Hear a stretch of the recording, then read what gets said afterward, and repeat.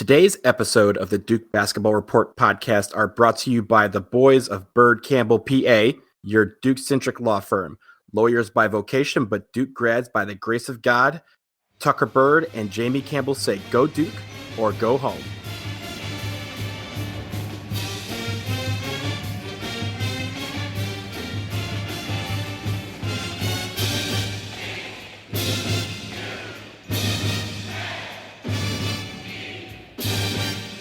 Hey there, Duke fans, and welcome to episode 107 of the Duke Basketball Report podcast. We are recording on Monday, February 19th. Happy President's Day to those of you who celebrate it and got the day off like I did. And I am your host this week. I am Donald Wine, coming to you as I usually do from my home in Washington, D.C. I have my other partners in crime here with me. First off, in Denver, I have Sam Klein. Sam, what's up?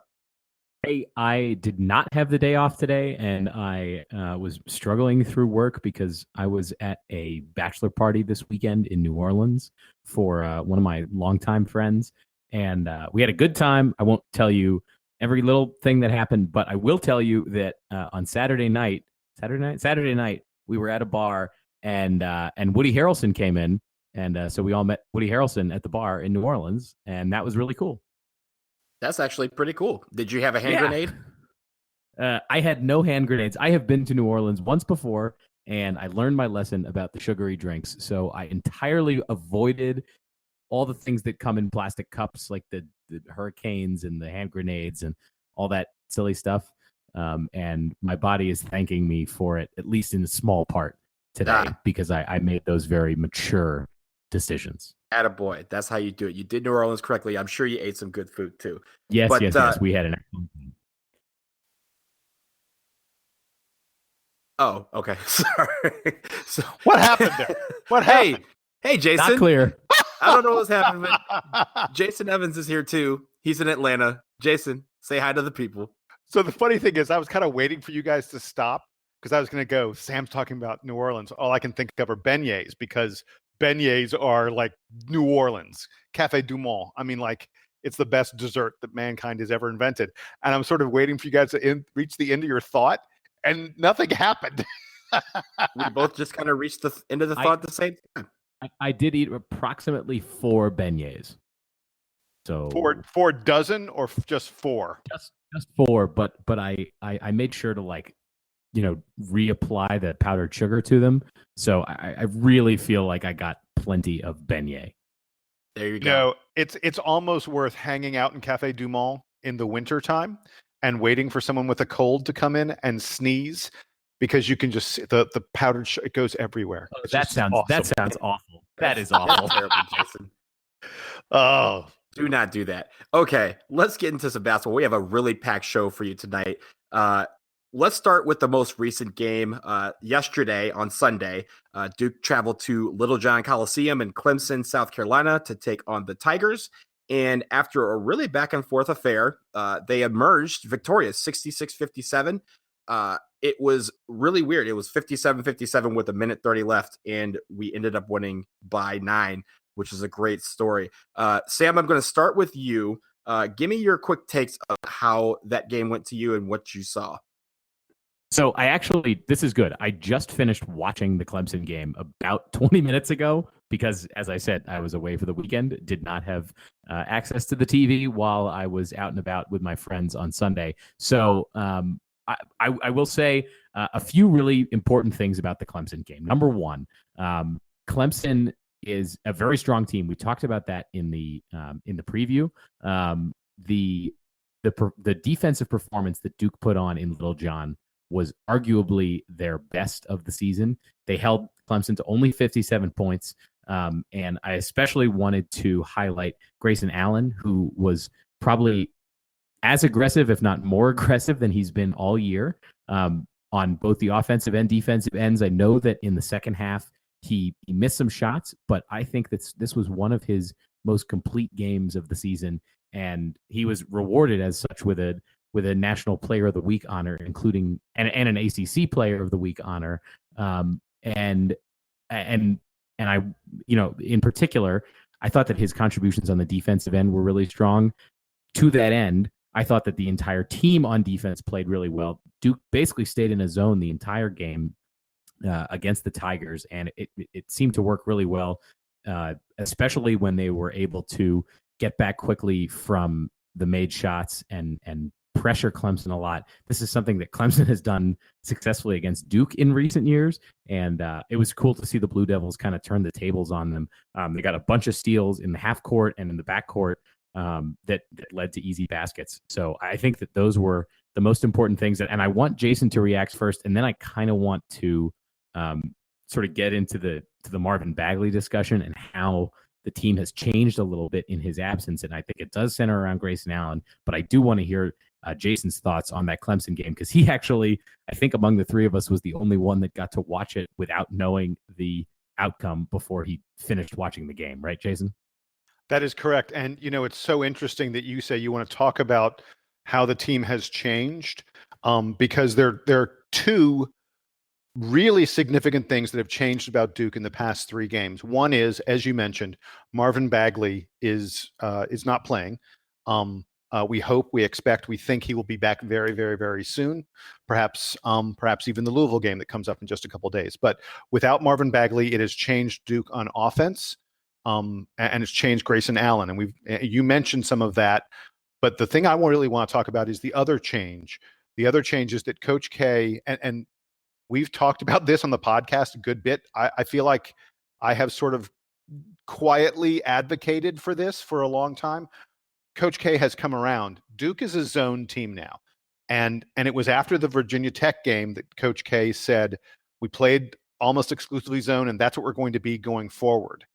And that's what happened in this Clemson game. Duke, guys, I think Duke has morphed into something completely new with the zone and this three-quarter court press that we put on teams. And the three-quarter court press, against Clemson, we got a ton of turnovers off of it. We got a bunch of steals that led to easy baskets. But the real effect of this three-quarter court press is it slows the game down. It slows opposing teams down. And so it takes them a little while to get the ball up to the front court. Lots of time they get it up in the front court with a forward or a big guy who isn't, initiating the offense right away. And then that big guy gets the ball to their point guard. And suddenly they're only 20 or 15 seconds left on the shot clock when the team is starting to get into their offense. And they're playing against a Duke zone that this zone utterly confused Clemson. Duke is really long and athletic out of that zone. You guys can't see me, but right now I'm stretching my arms out and waving them around. Yeah, I wish we had all 5.5 feet of your arms. Yeah, exactly. Yes, my wingspan. I wish we were on Skype so you could see me. I can't help it when I talk about this, but Duke is long and athletic and quick. And we get in this zone and teams have real trouble getting inside of it. And we talked in the Clemson preview that Clemson is a really good team from the outside. And they did not get outside looks that they liked against Duke. They took a lot of contested shots, especially when they came inside. Wendell Carter is providing, I think, perhaps the best rim protection that we've seen at Duke since Sheldon Williams was landlord of the post. It's just really hard to shoot over us inside or outside. I think Bolden and Delorier both do a great job of challenging shots on the perimeter. They when a guy's got a three-pointer in the corner, and Bolden especially comes out there and tries to block those three corners coming up from the corner, and it forces guys to put extra arc on their shot, and it leads to lots of misses. Yeah, I think that the most impressive thing, surprisingly impressive thing about the zone sort of evolution for Duke is how well the zone recovers on the perimeter. I think that occasionally Clemson was still able to get the ball inside and the Duke players would be maybe a little lost. But when it came to the ball moving around on the perimeter, especially even when Clemson was able to make skip passes to the other side of the court where the ball's moving across really quickly, it seems to me that Duke is able to recover really well. And sometimes a lot of times, as you mentioned, Jason, Clemson likes to take those 3-pointers. They were taking 3-pointers that, a second and a half before the shot was going up, you were thinking, oh my gosh, there's nobody near him. And then once the shot goes up, there's a hand in his face. That happened a lot against Clemson, and I thought that is indicative of how well Duke has taken to playing that form of defense. Our big men can close out very well. And in this zone, you can see that a lot more, especially yesterday. I saw most of it yesterday, and I finished it up again today. But in the game, I saw a lot of Marquise Bolden and Wendell Carter closing out very quickly on guys in the corner and guys on the wing, which I think is very good, because if you have that wingspan and you have that length and you have that agility to get out quickly, that helps them force a bad shot. Because I don't care how tall you are, if you see a 7-footer coming at you, you're going to shoot your shot a little bit higher or release it a little bit quicker, and you're not going to get a good shot off. And that was, even if they weren't blocking the shot or altering it, they were making them make a bad shot, from the perimeter.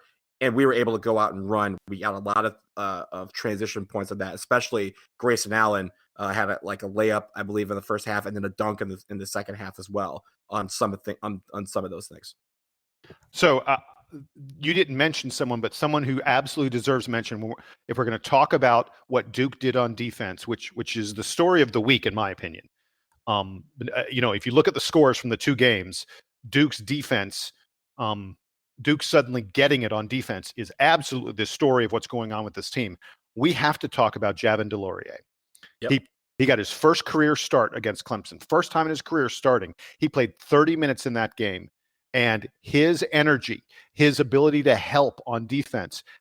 We had one of our best. Sam said you think it was our best. I'm not going to argue with you. I think it may have been our best defensive game of the year. And I think Javin DeLaurier playing a career high 30 minutes was a major reason for that. Now, look, he still commits stupid fouls at times. He's still foul prone. And I love this. I still feel like sometimes he looks like a puppy running around trying to catch a butterfly with all his energy, just like going, going crazy all over the place. But that energy is special. And he has a great nose for the ball. And he gets and understands how to play defense. And that is a really, really important thing. I can't say enough about how well I think Javin DeLaurier, impacted that game, considering it wasn't a huge game for him from a statistical standpoint. And one last thing I want to point out, and then I'll get back to you guys on it. I always talk about field goal attempts. Clemson had 12 more field goal attempts than we did. I talk a lot about rebounding. Clemson had one more rebound than we did. How on earth did we win a game where they took 12 more shots than we did, and they had one more rebound than we did? And the answer is this Duke team has become such a good defensive team that Clemson couldn't hit the broadside of a barn.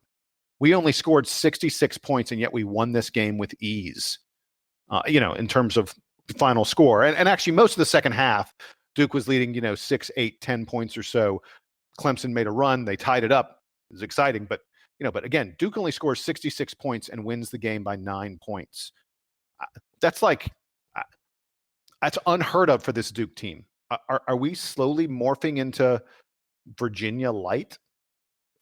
I mean, I don't know about Virginia Light, but to kind of put a bow on the Clemson game, I want to ask you a question.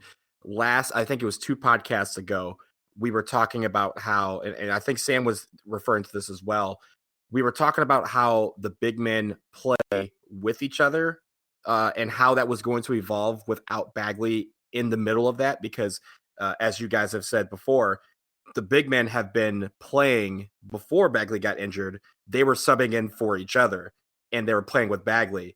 And I think the evolution of those guys playing with each other and subbing in for each other, but having to play Bolden and Carter and DeLaurier and Bolden, I think that evolution has been the biggest key in how our defense has evolved. How do you think that's going to change when Bagley comes back?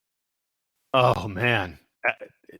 It is so hard to know what this Duke team's going to be when Marvin Bagley returns, because we were running everything through him, and that meant that Grayson Allen was deferring. Well, now Grayson Allen is suddenly not deferring anymore. The 3 games since Bagley's been out, Grayson's averaging like 21, 22 points a game.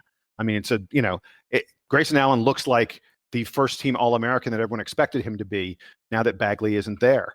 And I just spent a couple minutes talking about Javin DeLaurier. We've been talking about Marquise Bolden making an impact on games on the defensive end, and you're absolutely right that when we get Bagley back, those guys' minutes are going to go down significantly.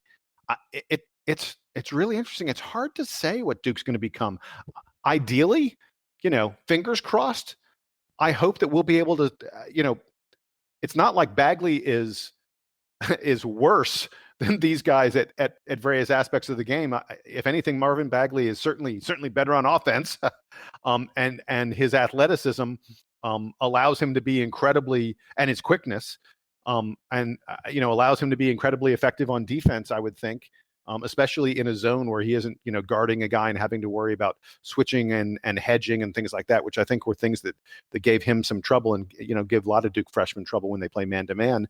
So ideally, I think when we integrate Bagley back in, we have a more confident and deeper bench, because DeLaurier and Bolden have and Jack White have played more and more, and feel good about their ability to contribute, and we add in one more offensive weapon. I mean, look, in this game against Clemson, Grayson Allen carried us on offense for the first half, 17 points, and then he didn't do anything in the second half. In the second half, it was all Wendell Carter Jr. scored 13 points in the second half. He carried us on offense in the second half. Well, adding Bagley means those guys don't have to carry the load by themselves. Yeah, and the other interesting thing I think about the offense, I'm looking for the quote and I can't find it right now, but I think it was Buzz Williams after the Virginia Tech game, or maybe leading up to it, and I know we'll get to that game shortly. Said something to the effect, and it might not have been Buzz, it might have been another coach that Duke has played against this year, made a comment about how Duke's offense, when they're running it through Bagley, kind of always has the same entry motion where they're always trying to get Bagley on the left block to take advantage of his handedness. I hope that Coach K kind of heard that and is kind of taking notes from how the offense performed the last couple of days to try to mix up what those looks are. Not that he's not aware of it, but maybe seeing it in practice, seeing it in the game will maybe spark a little bit of evolution in the offensive game planning with Bagley back in there. Either way, Duke still had either the number one or number two offense, according to Ken Pom, all season, and that's with against a Villanova team that also has a historically great offense. I don't think the offense is going to be the problem. I do want to see the defense continue to be strong with Bagley back in, playing back in the zone, and having all the players kind of still be bought into that and still be contributing the way that they have with him out.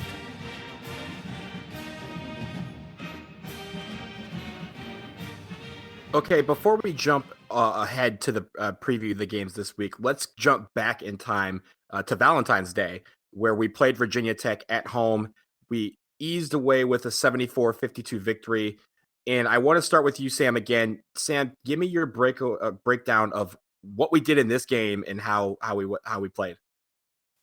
So I need to offer a bit of an apology because in the preview last week when we talked about this Virginia Tech game, I said that this was going to be a high-scoring affair. You had two teams with efficient offenses and not great defenses. So I was thinking, the game's going to get into the 80s, at least for one team, and Duke will probably win because it's at home, but it should be a sort of back-and-forth, really fun affair.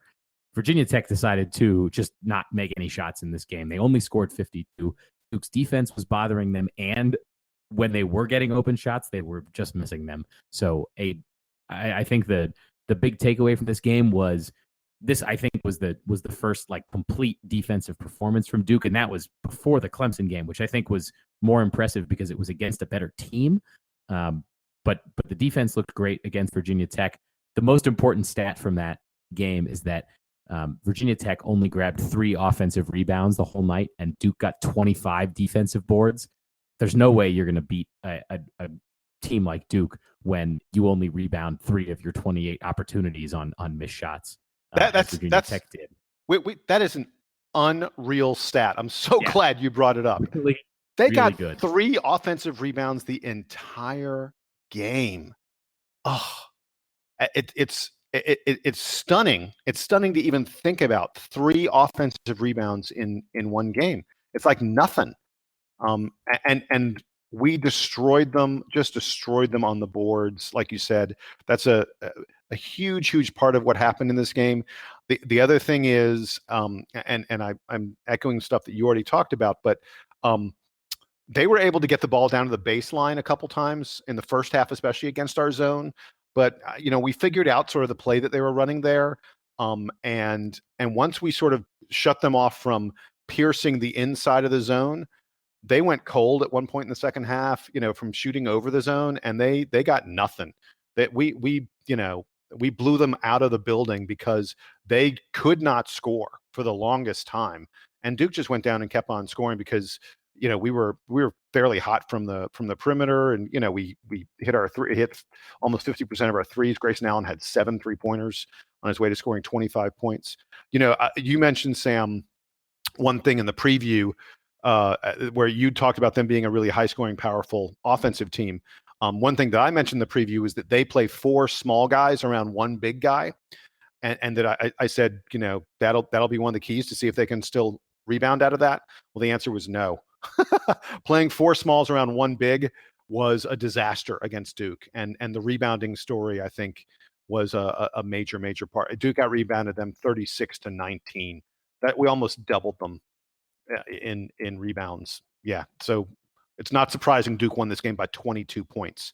I think what's surprising is that Virginia Tech only scored 52 points, and this game was the debut, to some extent, of this Duke zone that appears to be crippling to a very Virginia Tech's a top 20 Ken Palm offensive team. They scored 52 points against Duke. Yeah, it looked like that. And I want to go to the offense a little bit. We've been talking about the defense, and I want to single out Grayson Allen because I think in this game, it looked like it seemed like he was more proactive about searching for his shot and getting on the score column very quickly. He went out to a great start, and his momentum that he had on offense really helped the defense kind of relax, because the first few minutes of the game kind of was back and forth. But his poise on offense and him just looking for a shot and finding it was able to get the team to kind of settle down on defense and use that momentum to our advantage. So I want to give a shout out to him for that, because I think him emerging on the offensive end has kind of really settled everything down. And this was a game where you really saw that, especially in the first half. I'm glad you brought up Grayson and looking for his shot more. After the Georgia Tech game, you guys remember I said, Grayson had taken 14 shots on the field. I said that's the most shots he's taken since the Florida State game in 2017 at the very end of the year, but it was the most shots since Florida State. Well, he upped that against Virginia Tech. He took 17 shots from the field, which again, most since that Florida State game. He's definitely looking for his shot more. And one other little statistical thing about Grayson I want to point out. This is what seniors do for you when down the stretch, late in the season, when games are getting to be more and more important. Grayson Allen has hit his past 19 free throws in a row. All of them big. Yep. No such thing as a non-big free throw at this point in the season, I think.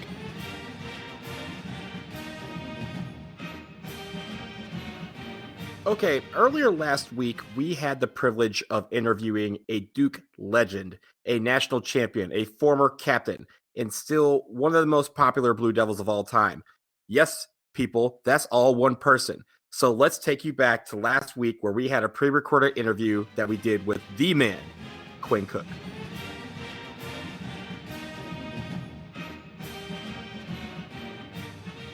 So now the Duke Basketball Report has the extreme pleasure to talk to a beloved former Dookie. This is a guy who scored more than 1,500 points in his career, had more than 500 assists. He was a team captain, and most importantly, the year he was the team captain, 2015, the Blue Devils walked away with rings on their fingers as they were the national champions. I am, of course, talking about none other than the great Quinn Cook. Quinn, thanks so much for joining us here on the DBR Podcast. Oh, no problem. Thanks for having me. So, Quinn, just so you know, the way we're going to do this is we've got a whole series of questions we want to ask you about your time in the NBA and some questions about the current Duke team. I hope you've been watching them at least a little bit, and also about 2015 and your time at Duke. And I'm going to hand it over. I'm going to let Donald start. He wants to talk to you a little about what's going on with your NBA career. Hey, Quinn, this is Donald, and we appreciate you joining us.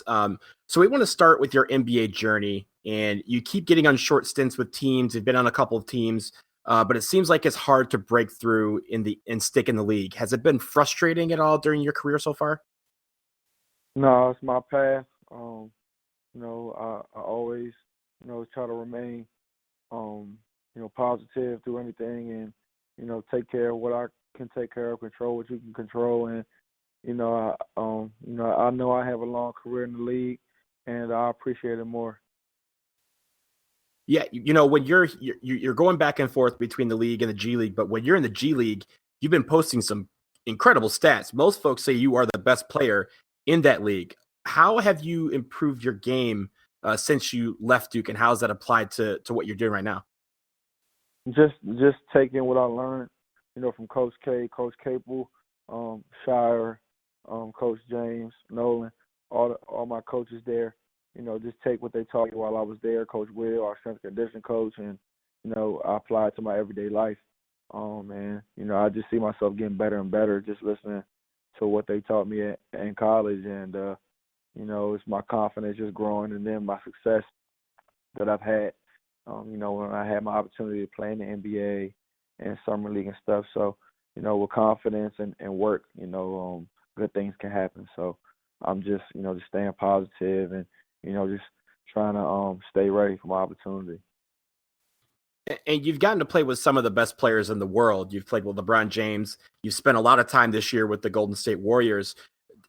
How does that been like for you this year? And do they feel different from other teams you've played for in the league?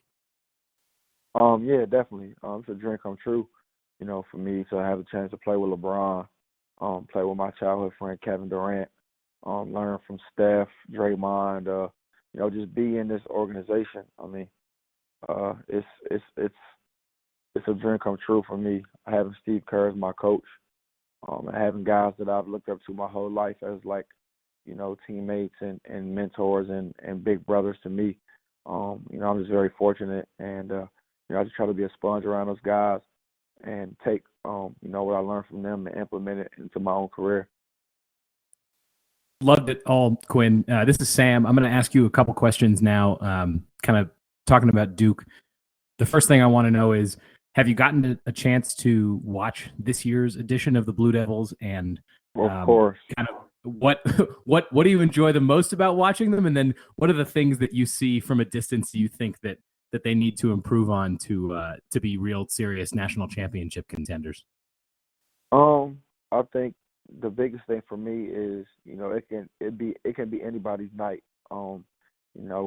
Bagley can go off at 30 and 20, or Trent can hit 7 threes. Wendell Carter can go for a crazy game. Obviously Grayson, Trayvon. I mean, I just like we have a lot of weapons on our team, and I think guys are, been in some tough games and some rough environments and tough environments, and which will get us ready for later in the season. And I just think that, we just, we're going to get everybody's best shot for everybody's biggest game. And, we just can't take it for granted. And, the season goes by really, really fast. So we just have to try to win every day, every practice, every film session. Don't take anything for granted, and just take it one game at a time. And I think we'll be national champions again. You mentioned Grayson Allen. He said at the beginning of the season, he invoked you as one of his key inspirations this year, being the senior captain. What kind of relationship do you have with him, and how have you helped him, especially through some of the challenges that he's had throughout college, to be kind of the primo senior leader that he is this year? Yeah, obviously we're super, super close. When you play on a team with somebody, you get really tight with them. And then also when you make history, it's a different type of relationship. through his 4 years and 3 years that I've been gone and he's been there, I've just been, always wanted to support him. If I see something, I'll text him and let him know, my opinion. And he'll always, ask me certain questions and stuff like that. And, even when he's not playing well or shooting well or, scoring the ball, I just like that he's happy for everybody. He's continuing to lead. And, I think that takes a lot out of a leader, because a lot of people, can be leading when stuff is going good, but it's when, you're struggling or everything isn't going as planned or as well as you may think it is, and you're still all about the team. You're still as happy for your teammate as you would be yourself. And, I think he's doing a great job of that. And, we lost a couple games, but I just think that, it all matters who's playing the best in March. And, this tough schedule that we've had that Coach K always puts us against will get us ready, to make a late run. And are any of in particular of the guys who are currently on the team, is there anybody you're excited to potentially play with or against next year when they're in the league? I'm definitely Bagley. Definitely, I think he's probably the best player, in college basketball, in my opinion. And, I just think that he can step into, any franchise right now and change their franchise for the better. So, I know he'll have a long and successful career, and I'm excited to play against him. I want to step back in time a little bit now, Quinn, to 2015 and the national title run. What was it like playing there at the very end of the season, the national championship game? What's your biggest memory from that big moment? Just seeing the clock tick down to 0-0, and during my years at Duke, especially my senior year, myself and Coach Capel, we always talk just, we never won national championship. Shire won one. Obviously, Coach had 4 at the time. Nolan had one. Nate James had one.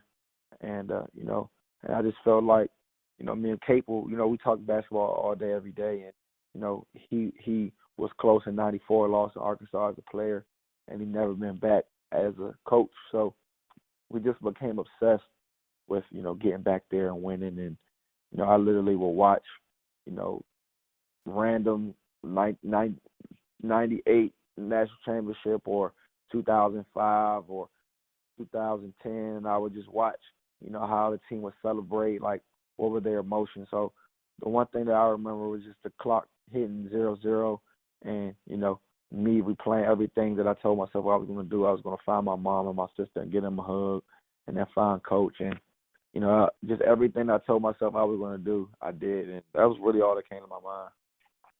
So I want to go back even a little bit further. Talk about what the team was like, what it took for you guys to turn it around in January of 2015. And for folks who don't remember, I'm sure you remember, we suffered a few losses that were unexpected. Rashid Suleiman got kicked off the team. It seemed like these young freshmen, we had all these freshmen. It seemed like they were never going to learn how to play defense the way you knew how, the way Emil Jefferson knew how to play defense.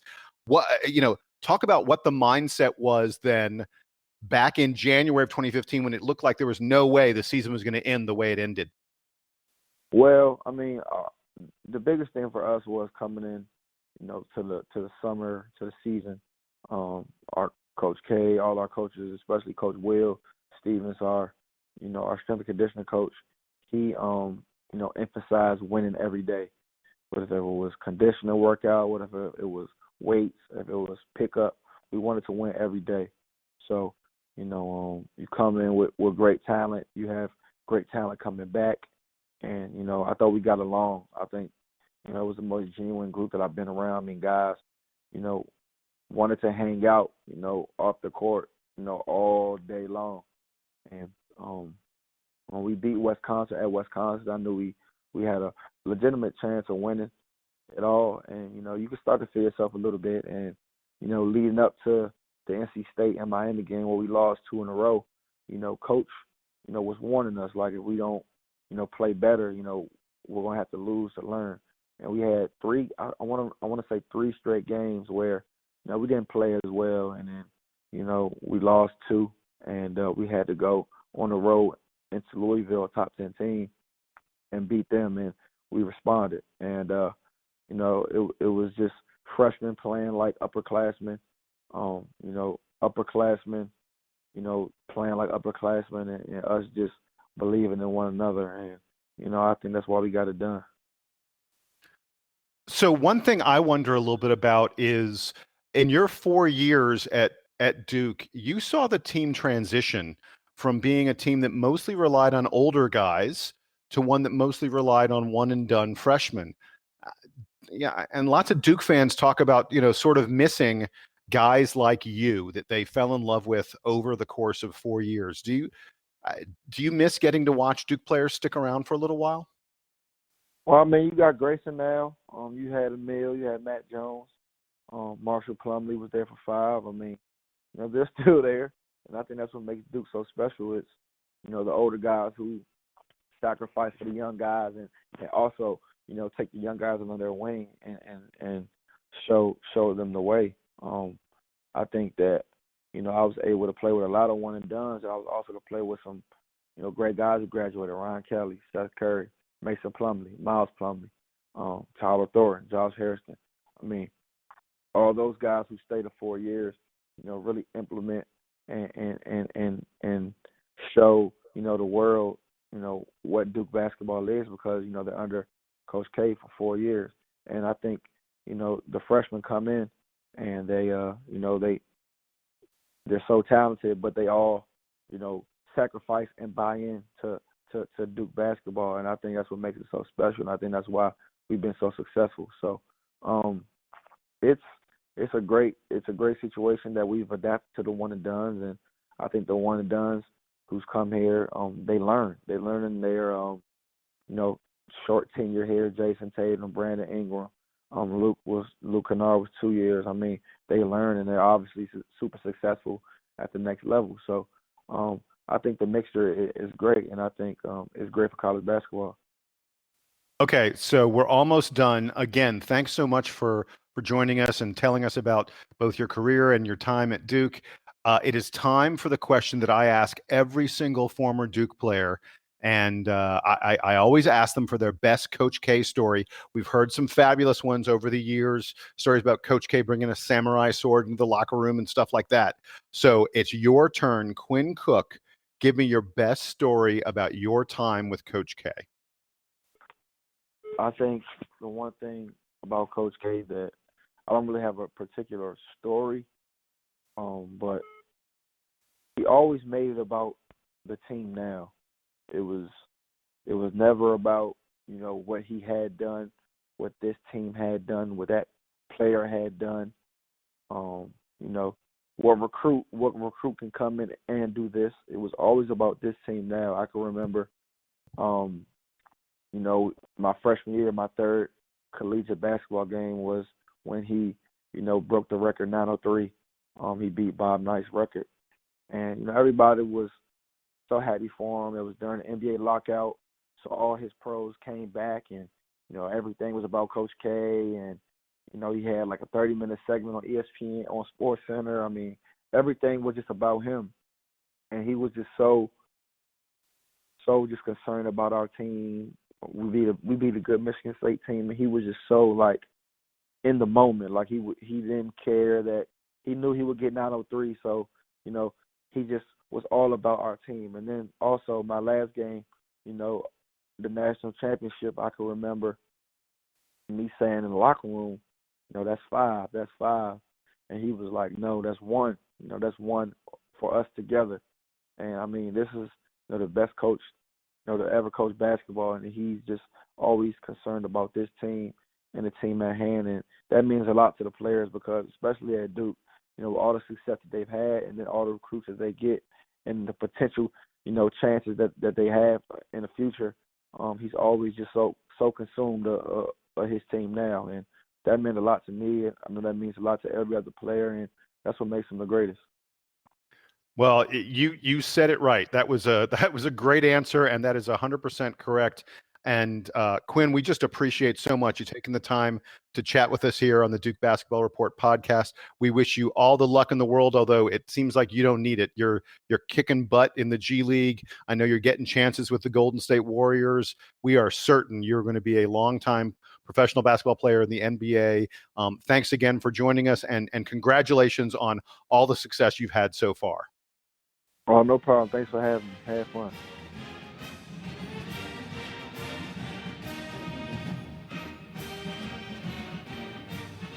All right, we would like to thank Quinn Cook so much for joining us, and we wish him luck the rest of the season. Because he's on Golden State, we're going to be seeing him a lot, and we really hope that he continues to thrive with that team. I'm going to start with Reacts, and I'm going to start with you, Jason. What did you think about the Quinn Cook interview? Give me your takeaways. As usual, I want to say thank you to these Duke players.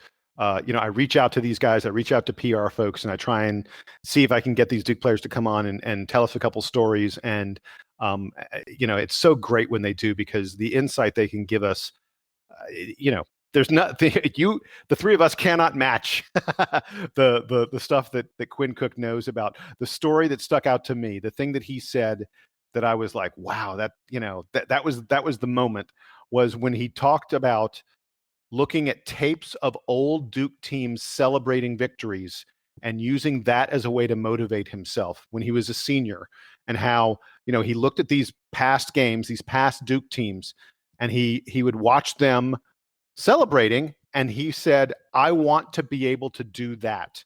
And of course, his season ends with him in the ultimate celebration as a national champion. I just thought that answer, I thought that was so interesting, that, that's how he motivated himself. I love that part of it. Sam, what was your favorite?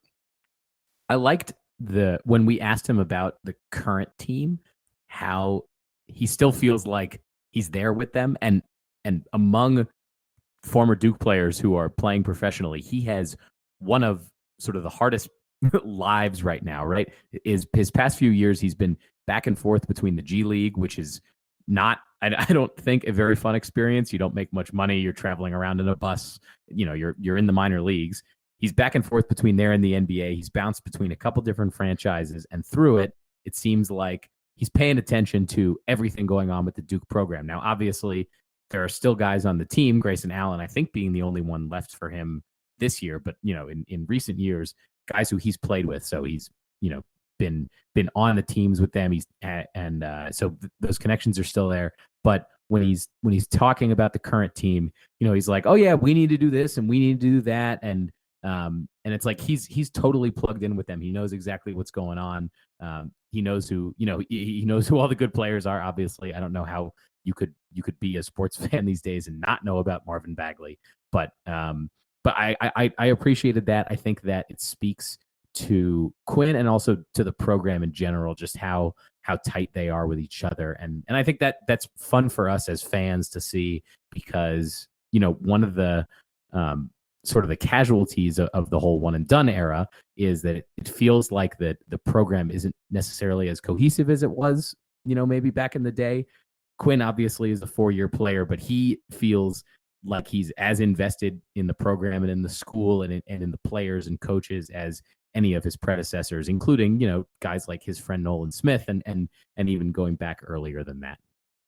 Yeah, I thought that was really interesting to see how much he knew about the team. And when we were talking about, what does this current team need to do to improve and stuff like that, he was offering some things that made it seem like he watches every game intently, which is, as you mentioned, a crazy thing considering what his schedule is probably like as an NBA player, much less one that's going back and forth between the NBA and the G League.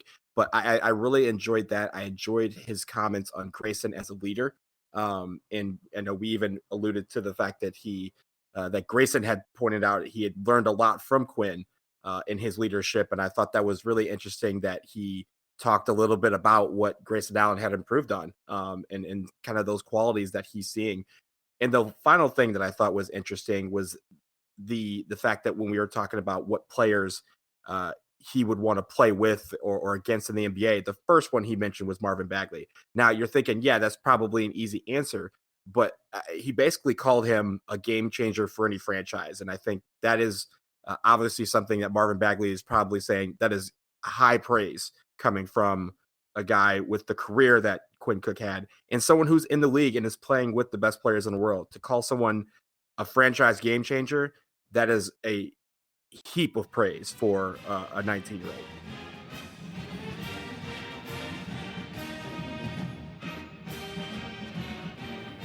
Today's podcast is proudly sponsored by two Duke alums and former roommates of Class of 78, Jamie Campbell and Tucker Bird, both diehard Duke followers and the founders of Bird Campbell PA, a Duke-centric business law firm with offices in Dallas, Orlando, and the Gulf Coast. Having watched or cheered Duke football and basketball teams through close to 3,000 games, you could say they are true blue. Reach out to them at birdcampbell.com. That is BYRDCAMPBELL.com. If for nothing else but to say, to hell with Carolina.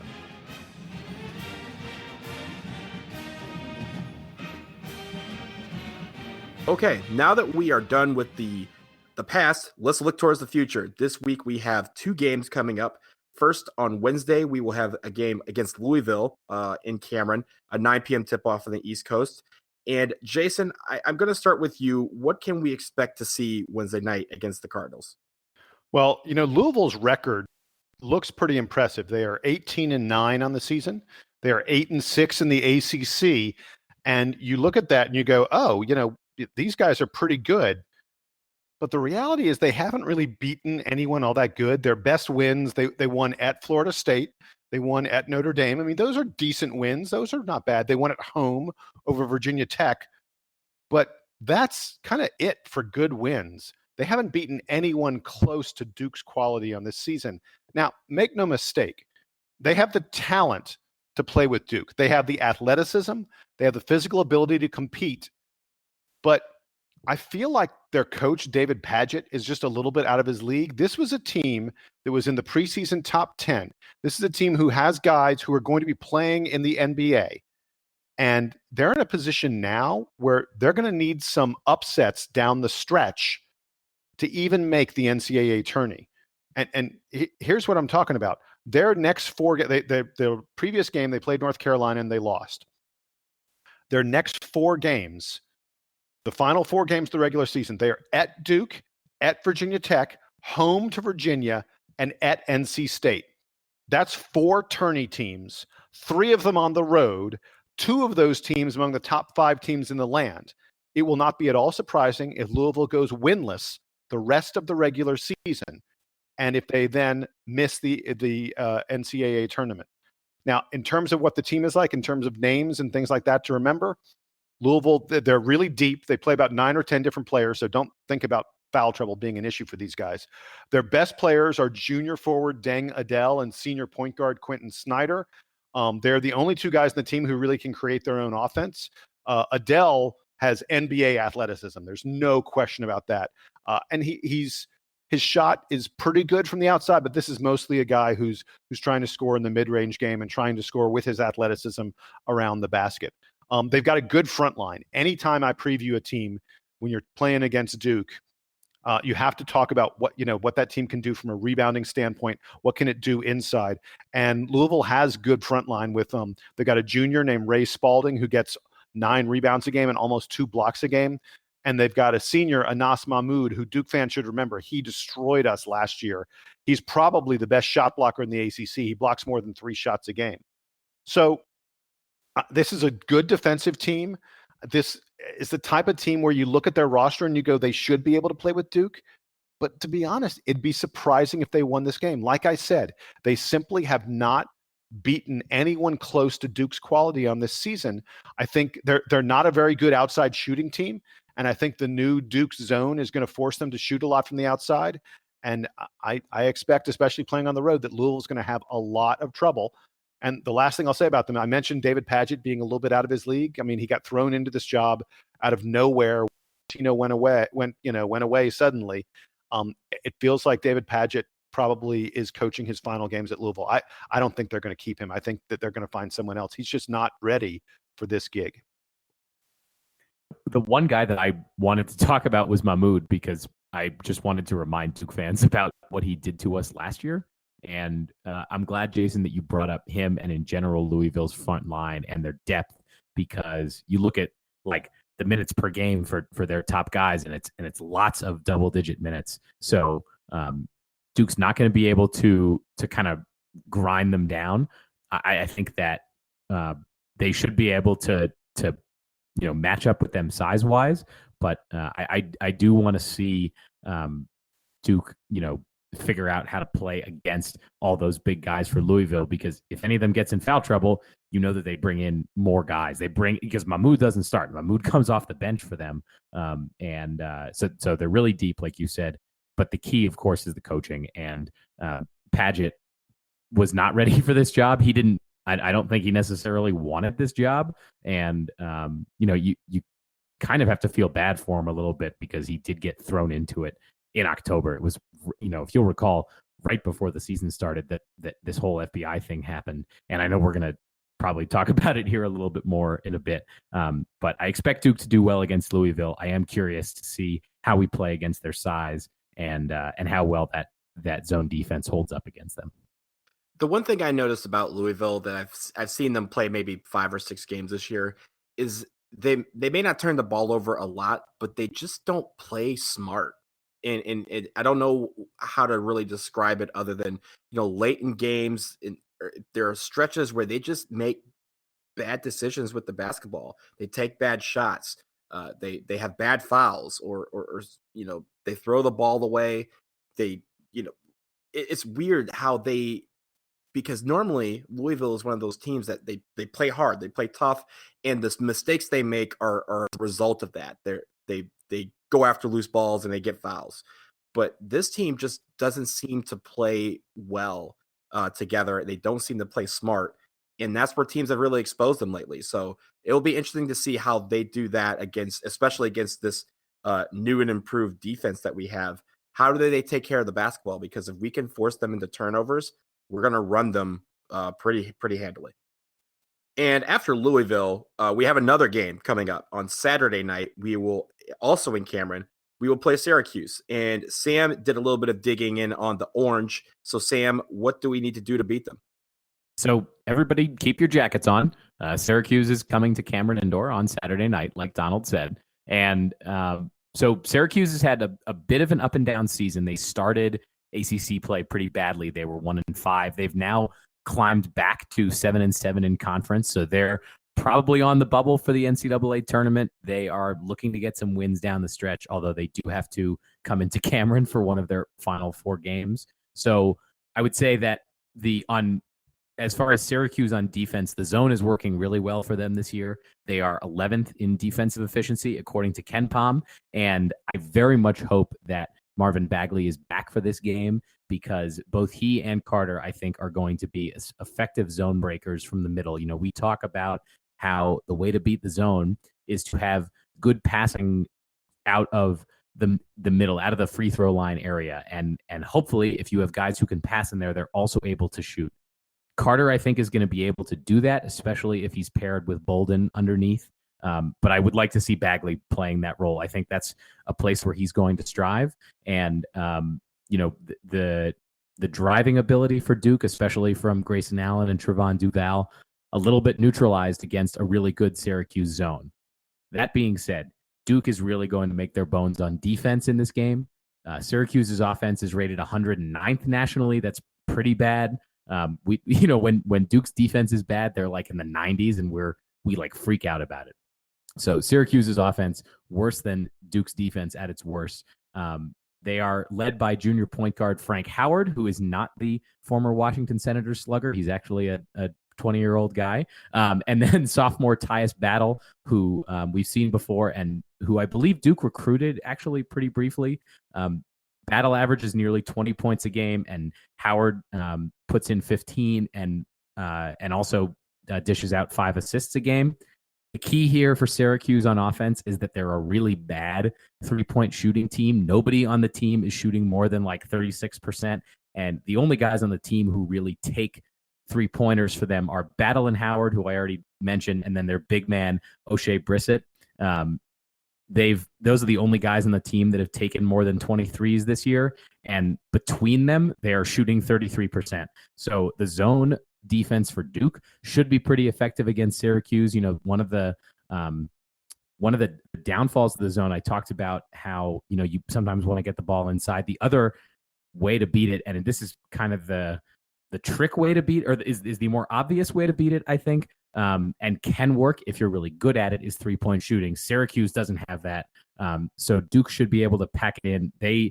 I will say, when I was kind of looking them up, I was surprised that they managed to hang 71 points on Virginia, although they lost that game. But in putting up 61 points, they severely out-rebounded the Cavs, and that includes straight-up rebounding on the offensive glass. They beat Virginia on that end of the floor. They had 13 rebounds, and Virginia only had 12 defensive rebounds. So watching the rebounding against Syracuse, but really force them to take 3-point shots, get the ball out of the hands of Battle and Howard. Not that they're so explosive offensively. I think that Duke should be able to play really well against them, especially on that end of the court, and expect hopefully a pretty comfortable victory for the Devils in Cameron. Sam, I'm going to. Yes, Jason. Sam, I'm gonna. No. I'm just gonna quote James Carville real quick. I have no response. That was perfect. Thank Jason, you. Do you have a response? Yeah. So the thing I wanted to mention very quickly about Syracuse is not about this year's team. It's about Jim Boeheim. Guys, do you think Jim Boeheim kind of regrets coming to the ACC? And I ask that because if you look at what Syracuse was when they were still in the Big East, I mean, this was a team you could book them for 25 to 30 wins every single season.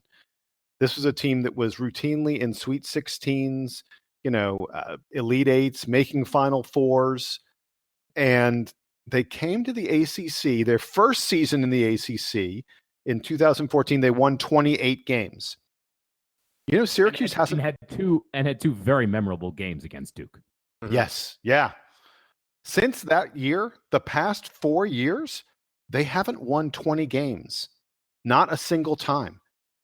And they finished 8th, 9th, and 7th in the league the past 3 years. And this year, it looks like, again, they're going to be, they're going to be in the bottom half of the conference probably, or maybe right around the middle there. But, 7th, 8th, 9th. This is a program and a coach, Hall of Fame coach, one of the biggest names in the business. Before he had a bunch of wins taken away because of scandal and because of the NCAA, this was the second winningest coach of all time. And since he's joined the ACC, he's just, he's like they're playing like 500 ball. He absolutely misses the Big East. You can see it every single game. He misses the Big East badly. I think that he misses. Boeheim misses the Big East, but the Big East doesn't really exist anymore. If he was still playing in the Big East, he would not. Or if he was playing in the conference that Syracuse would have ended up in, had they not ended up in the ACC, he would be playing in he would be playing conference games still against Connecticut, but also against like UCF and all these. And all these, the football half of the Big East that's now the American, he wouldn't even be getting to play Villanova anymore. And Villanova's in the real Big East as far as basketball is concerned, because they still get to play schools like Xavier and Butler, who are not kind of the traditional Big East, but those are the best remaining schools. Wichita State is now in that conference, and those are all the good ones. And Syracuse wouldn't be playing them. Well, wait. I think if Syracuse doesn't, I mean, we're getting into a much larger discussion and we're getting into what ifs and such. But I think if Syracuse doesn't leave the Big East when they did, I think the Big East to some extent stays together. I think that, the Villanovas and those other, basketball powers, the traditional basketball powers of the Big East would have found a way to stay together. What happened was when Syracuse left, when BC left, the conference fell apart. And so, that's how this sort of these disparate other conferences came into being. But if Syracuse had stuck around, I think the Big East would have. I think they'd be playing they'd still be playing good teams. Syracuse is too big a program. My larger point was just that they've come to the ACC and they're not anywhere close to the team that they were. They're not a decade plus. I think that some of that is their own doing. I think that some of the scandals that have been around the program the last few years, and Boeheim, I think not, unlike his friend Mike Krzyzewski, has not really adapted to the times, and it kind of speaks to the challenge of Hall of Fame coaches as they get older. What you do with them as it's clear that they're not keeping up. And it's sort of a larger discussion. I do not envy the Syracuse fan base for going through it, because it has to be so frustrating after so many great competitive years that this is what, as you said, they're kind of like a 500 club now. And that's not what you think of when you think of Syracuse basketball. But they got to come to Cameron on Saturday, and Duke should find a way to beat them because like you said, they are kind of a shell of what they were 3-4 years ago.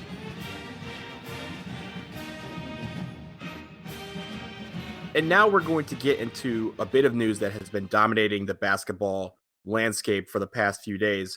On Thursday, a Yahoo article came out basically in part detailing the updates in the FBI case against the sweeping federal probe into really the underbelly, as they called it, of the basketball world, the NCAA violations that have plagued teams like Louisville, Auburn, and Arizona State. This Adidas scandal that we talked about last fall apparently is coming to a head. And according to this article, if some of these major names get leaked when all of these indictments come down, apparently is going to shake college basketball forever. And in this article, it says it will impact, and I'm quoting here, it will impact every major conference, Hall of Fame coaches, a score of top current players in some of the nation's most distinguished and respected programs.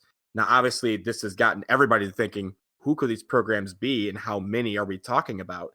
The number 50 was thrown out and in this article.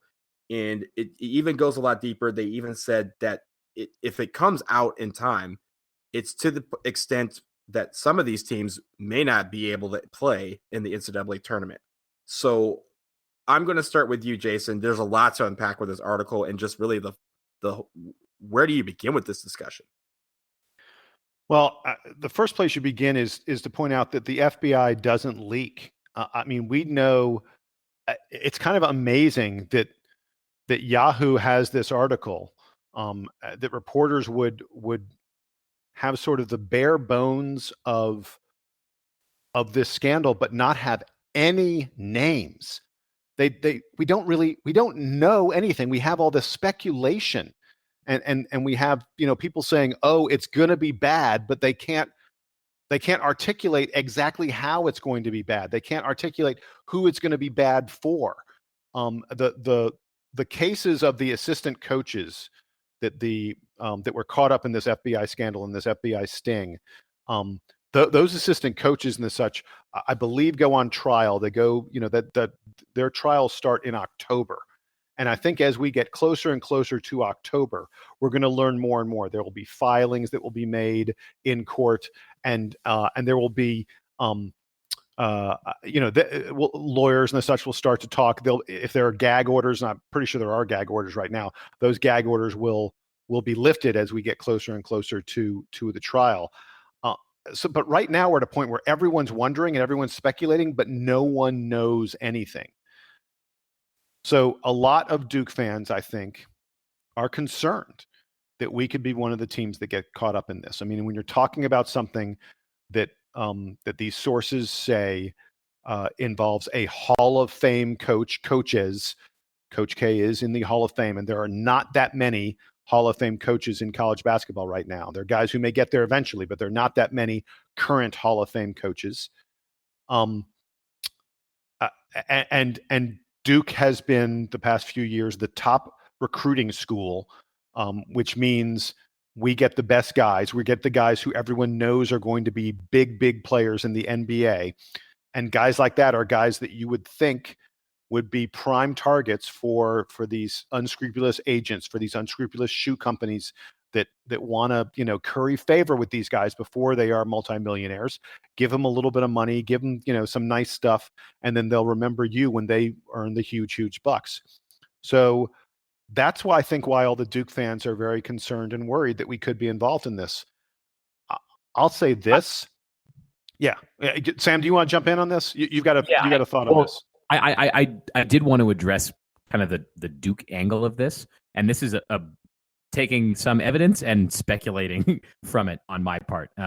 But former Duke director of basketball operations and current ESPN analyst Chris Spatola had an op-ed, I guess you could call it, in The Athletic that came out today, titled "It's Time for the FBI to Expose the Dirty Laundry." And the general thesis there is that he is excited for all of this news to come out and for the indictments to come down so that we can kind of just get all this stuff out in the open and proceed to the fixes that are inevitably coming to the sport, be they rewriting the rule book. Obviously, the programs who get in trouble are going to get in trouble this time, but it's going to kind of lay bare for maybe the more casual fans, maybe the more general sports fan population, not guys like us and probably not people even who listen to this podcast, but for the more casual observer, what really goes on in college basketball. And the reason that this editorial, I think, is particularly pertinent to Duke fans is that I mentioned Chris Spatola is a former staffer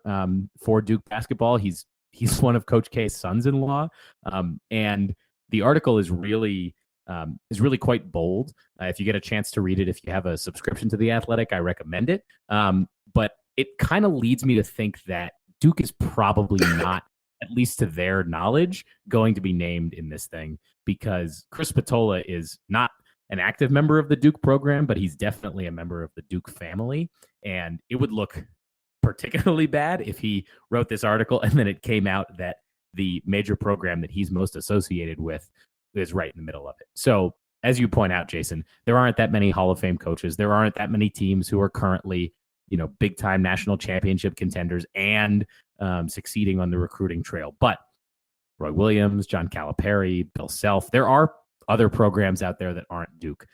If I was going to bet on it, one way or the other right now, I would think that Duke isn't involved based a little bit on speculation from that article. I wouldn't be surprised if they are, just because, there's so much of this stuff going on and Duke does go after so many of these top players. But I'm going to throw it out there that I think the Blue Devils program is going to be fine, but I am very curious to see it all come out. And I also kind of want to downplay the whole story because as you said, it is rare for there to be leaks from the FBI. But if you really read this article between the lines, there isn't a whole lot there. There's a lot of speculation and no details. And if the writer had, that's the key. Yeah. If the writer had provided anything, I mean, even if it was just one name or one program or one like very specific detail that doesn't tell you exactly who it is, but tells you like one or two names, that would give me at least a little bit more indication that the thing is close. But we don't know. I don't want to get too political about it, but there's obviously a much more high profile FBI investigation going on right now. And there's been a lot of news out of it, but it's all news that pretty much comes as Robert Mueller's team is handing out indictments, not as the press is finding out news. And this, I assume, will be the same way.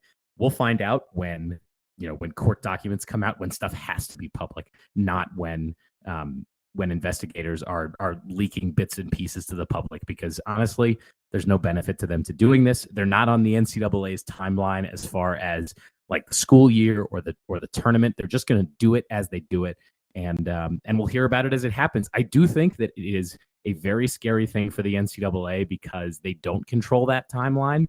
And normally when they do their own internal investigations of these programs, be it North Carolina or Louisville or seems like half the ACC, they try to time the outcomes of those things around the seasons so that the schools get treated in a certain way and the players get treated in a certain way. The FBI does not care about that. If they are done and ready to hand out indictments on March 1st, they will do it. If they want to do that on August 1st, they will do it. They will do it whenever they are ready. And the NCAA has to be pretty worried about how badly their product will fail if they are forced to make all these different teams sit out right before the tournament. But we'll see what happens. Yeah, and really the interesting thing about it all is it's prompted all this speculation. Like a speculative article has prompted all of the speculation. And honestly, it got me thinking like, okay, if it's not Duke, who do I think it is? And this may be, I know this is probably admittedly a bad way to describe this given current times, but my guess is if there's a blue blood program involved is Kentucky.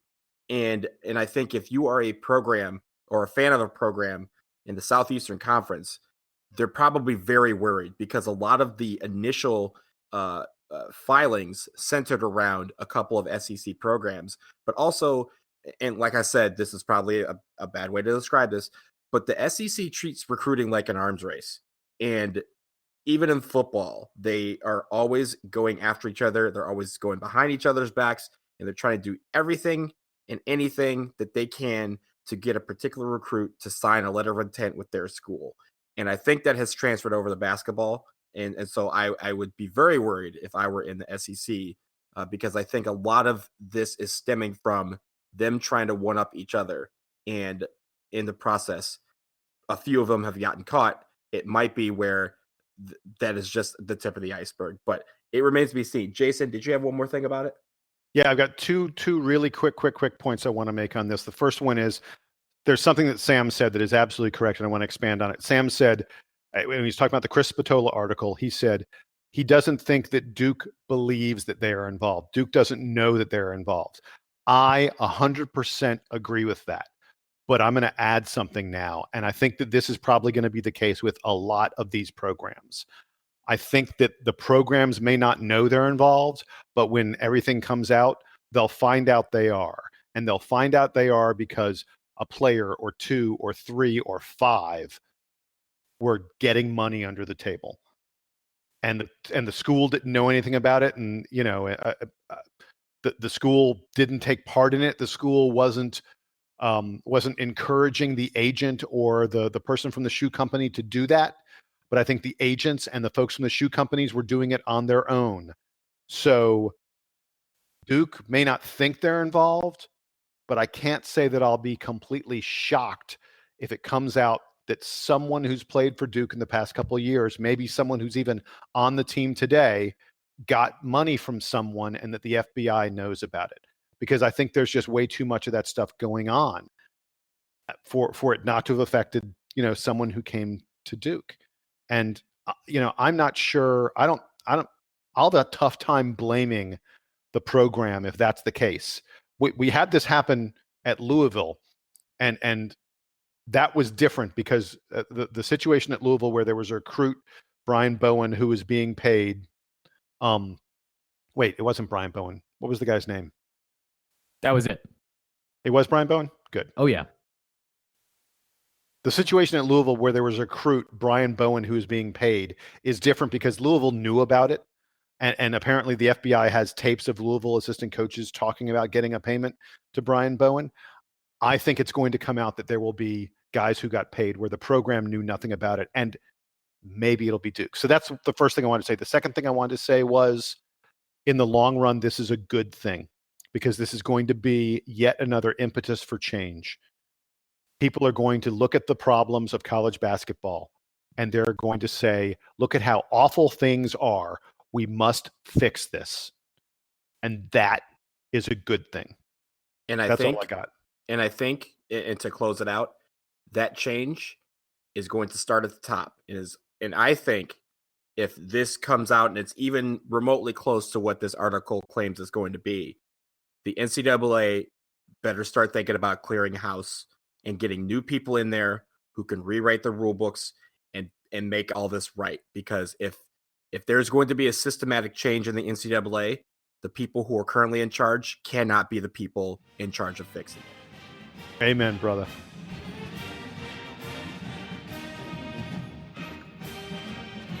All right, guys, we are now at the close of our episodes, and we're going to do our normal closing. First player of the week. I will start with you, Sam. Who you got?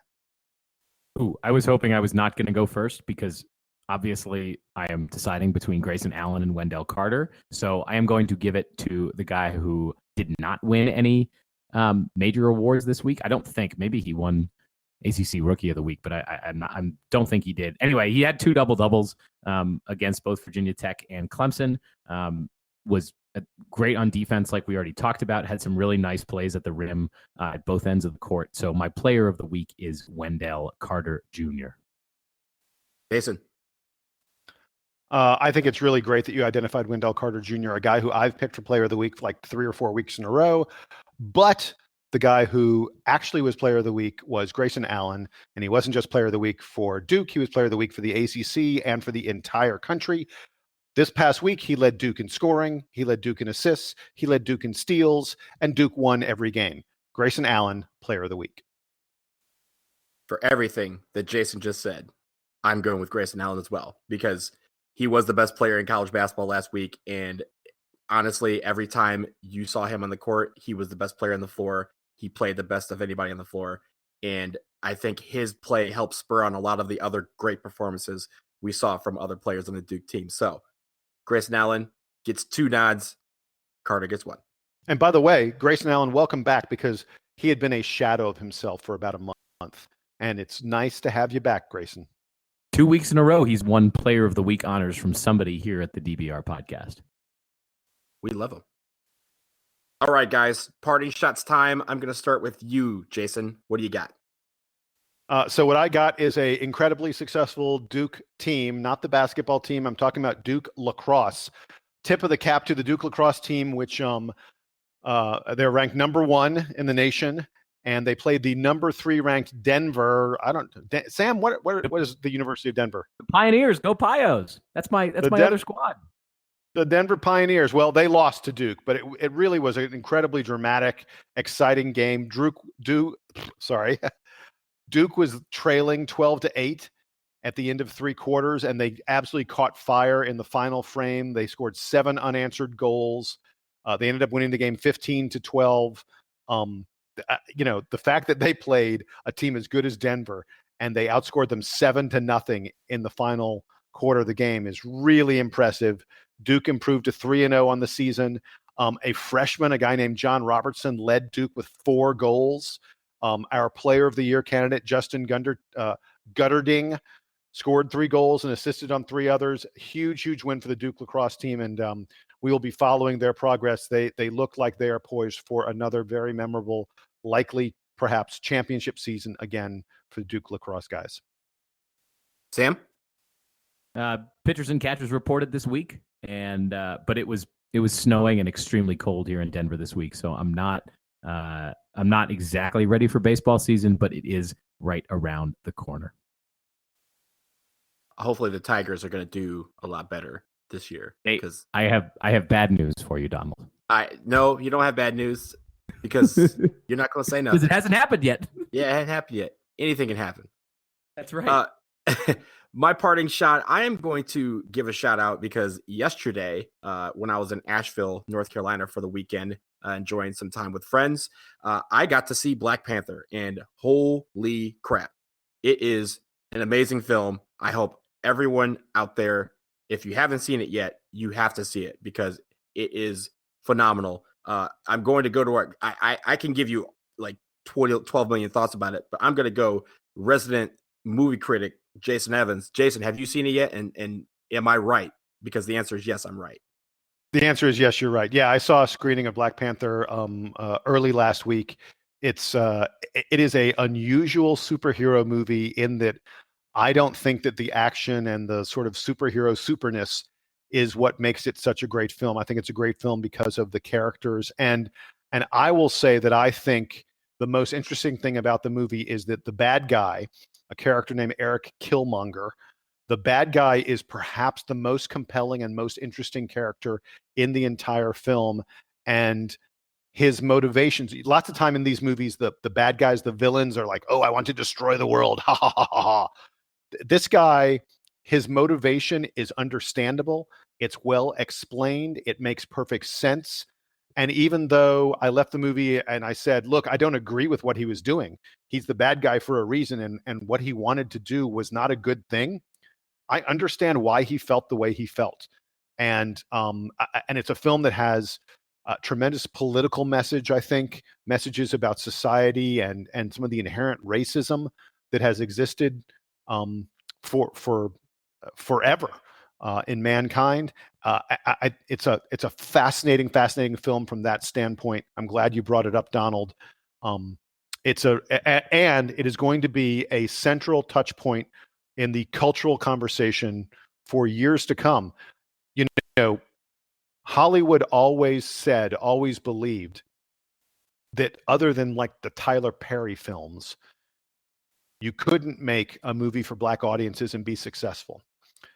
And Black Panther, everyone in the film is African American, or genuinely African, except for their two minor characters who are white. And frankly, the movie, neither one of them matter to the movie very much at all. They both could have been completely removed from the film.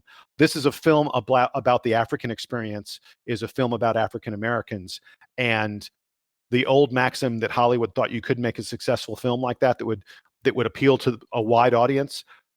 Black Panther is going to have, I think it's like the 5th biggest opening of all time.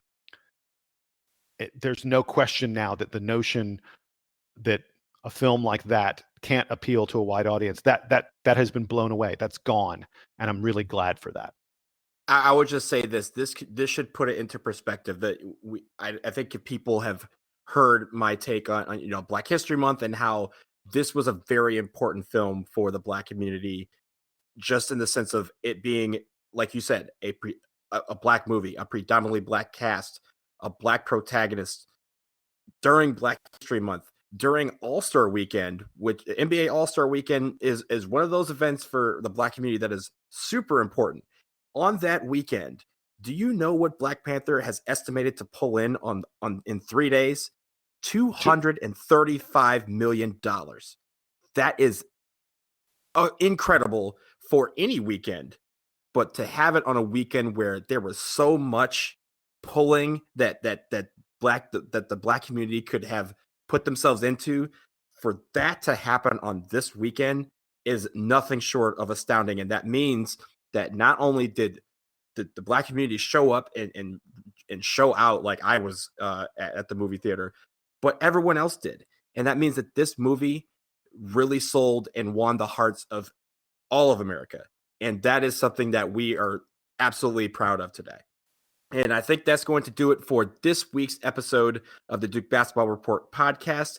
Thank you all for tuning in. Again, if you like what we're doing, please leave a review. We're on Stitcher Radio, we're on iTunes, we're on Google Play, and we're on SoundCloud. We love reviews, we love the ratings. Keep them coming, and we really appreciate your support. If you have comments, questions, or concerns about what we're doing, please email us at dbrpodcast@gmail.com. Of course, you can always find us on the forums at Duke Basketball Report. But for now, we are signing off. I'm Donald Wine, for Sam Klein, and for Jason Evans. Thank you guys so much. And Duke Band, you can play us out now.